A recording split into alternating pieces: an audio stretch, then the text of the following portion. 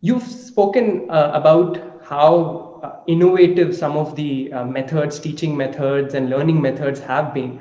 And there was a lot of original thinking that was encouraged, and a rich tradition of debate was very commonplace in educational institutions of ancient India, be it the pathshalas or the universities. Could you tell us about something about these traditions? Sure. So, logic and debate, was extremely significant. They were significant for India's philosophical tradition. That's why we have so many darshanas, we have so many schools of philosophy. That's all because of the whole culture of logic and debate that we have.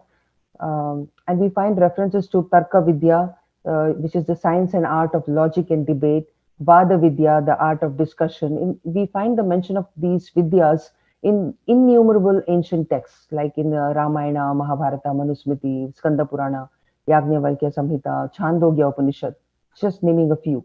So Tarka Vidya and Vada Vidya were very important. And there were many, many books written on logic and reasoning. Today, they are not available. We just find them as references, excerpts, some other scholar referring to them, because so many of our books have been destroyed. But the culture was to ask questions. There are many, in fact, many treatises which are written in the form of questions and answers. There are, there is, Parvati asking questions to Shiva, Shiva is answering. So question answer was the way, and debate, of course, was the way. And then the terminology of debate was so well developed that you'll be astonished if you read those, whatever books are available on logic and debate. So in my book, I have mentioned many terms like sadhya. Sadhya meant the thesis which is to be established. Then there is siddhanta, which is the proposition, tenet, or conclusion. Then there is hetu, reason. There is positive example, negative example. There is anumana, which is inference. There is pramana, which is proofs. So they would say, "What is your pramana?" Okay, this is not a good pramana. All those kind of things would happen in a debate.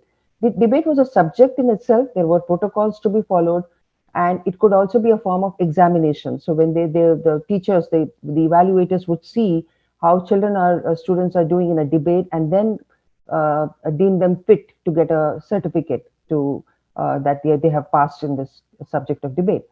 And Zhuangzang, the Chinese traveler, has mentioned that in Nalanda they frequently assemble to have debates.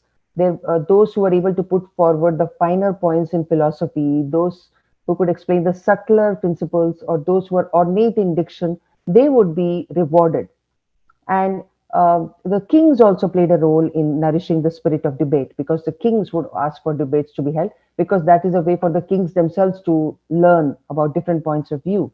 And then big prizes would be given out, and the winners of the debates used to be taken in a chariot and taken all over the city. In fact, in cities like Ujjain and Patliputra, the scholars who won the debates went in such grand processions in cars.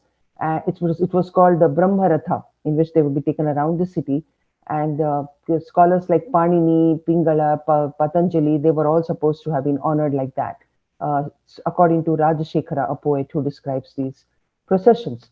So this was the spirit of debate, and even though there was monarchy, there was also this spirit of debate and the culture of free speech. Namaste. We hope you enjoyed this Chitti Media content. Please remember to subscribe to us and switch on the notifications for this channel. For our other social media links, more content, and to support our work, please visit citti.net. Dhanyavad. Namaskar.